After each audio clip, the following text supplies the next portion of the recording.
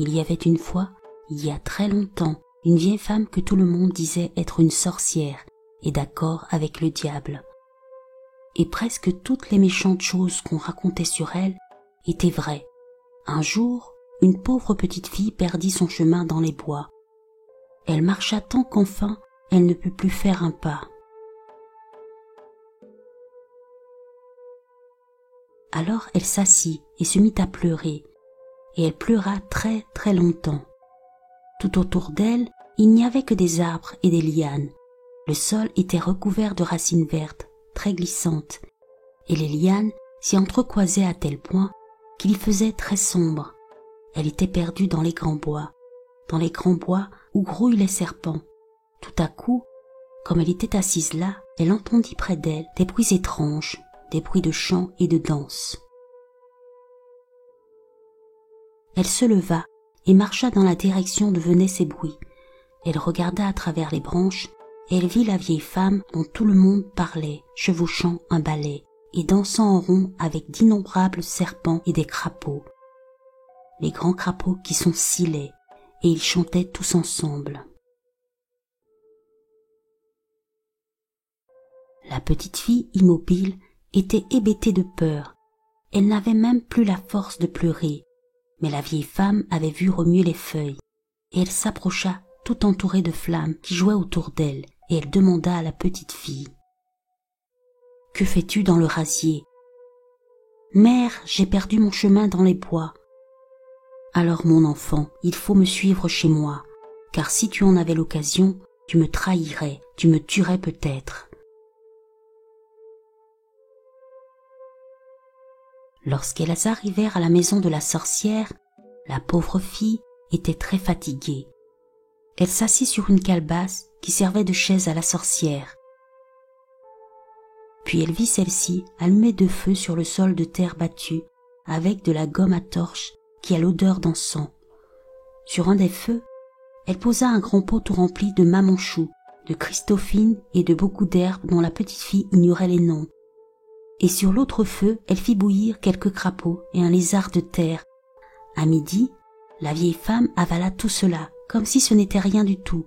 Puis elle regarda la petite fille qui était presque morte de faim et lui dit: « Tu n'auras rien à manger jusqu'à ce que tu me dises comment on m'appelle. » Puis elle s'enfuit en laissant la petite fille seule. Alors la petite fille se mit à pleurer, mais tout à coup elle sentit quelque chose la frôler. C'était un grand serpent, le plus grand qu'elle eût vu de sa vie. Elle eut tellement peur qu'elle crut mourir, et elle s'écria: « Oti papa moins, oti maman moins, la titolée qui mangeait moins. »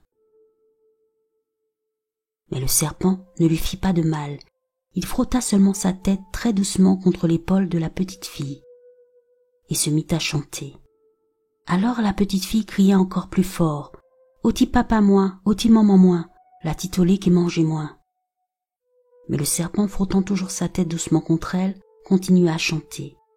Alors, quand il la vit un peu rassurée, il leva sa tête tout près de l'oreille de la petite fille et lui murmura quelque chose.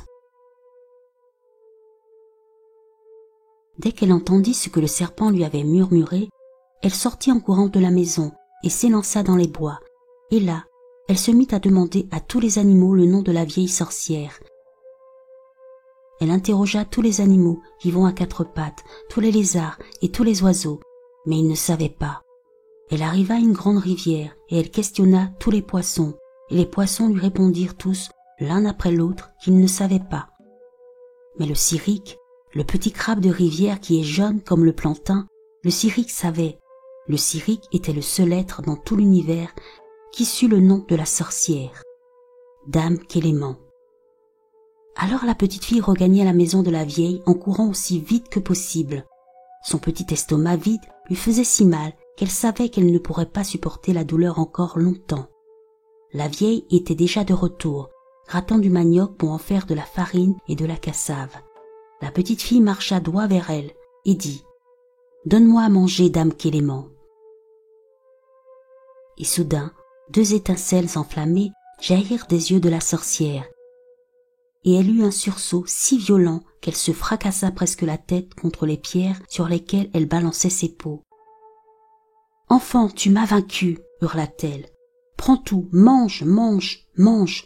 Tout ce qui est dans la maison t'appartient. » Puis elle bondit par la porte, rapide comme une explosion de poudre.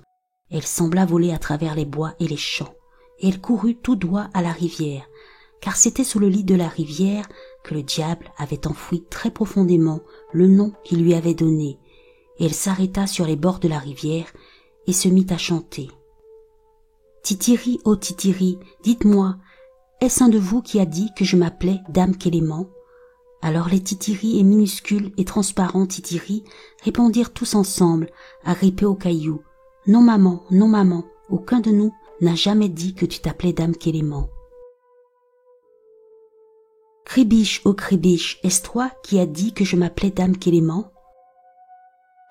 La Kribiche, la grande écrevisse, leva la tête et les pinces et répondit « Non maman, ce n'est pas moi qui ai dit que tu t'appelais Dame Kéléman. » Tétard, oh Tétard, est-ce toi qui as dit que je m'appelais Dame Kéléman? Non maman, ce n'est pas moi qui ai dit que tu t'appelais Dame Kéléman.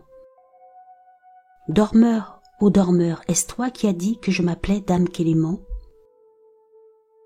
Et le dormeur paresseux qui sommeille à l'ombre des rochers, s'éveilla et répondit « Non maman, ce n'est pas moi qui ai dit que tu t'appelais Dame Kéléman. » Matavalé, oh Matavalé, est-ce toi qui as dit que je m'appelais Dame Kéléman?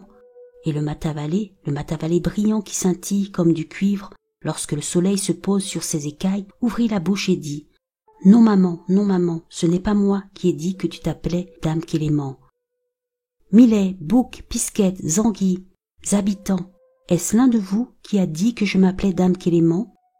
Et ils crièrent tous « Non, maman, nous n'avons jamais dit que tu t'appelais Dame Kéléman. » Cyrique, ô Cyrique, est-ce toi qui as dit que je m'appelais Dame Kéléman? Alors le Cyrique leva les yeux, brandit ses pinces jaunes et cria « Oui, vilaine vieille, oui, vieille sorcière, oui, vieille malédiction, oui, c'est moi qui ai dit que tu t'appelais Dame Kéléman. » Dès qu'elle entendit ces paroles, elle se mit à trépigner si fort sur le sol que le diable entendit et ouvrit un grand trou à ses pieds. Et elle s'y précipita, la tête la première, et la terre se referma sur elle. Pendant que tout ceci se passait, le serpent s'était transformé en homme, car c'était la vieille sorcière qui l'avait changé en reptile. Et il prit la petite fille par la main et la ramena à sa mère. Mais le lendemain, ils revinrent fouiller la case de Dame Kéléman. Ils y trouvèrent 7 tonneaux remplis d'ossements humains et aussi beaucoup d'or et d'argent, plus qu'il n'en fallait pour que la petite fille devînt très riche. Et lorsqu'elle se maria, elle eut la plus belle noce qu'on eût jamais vue dans ce pays.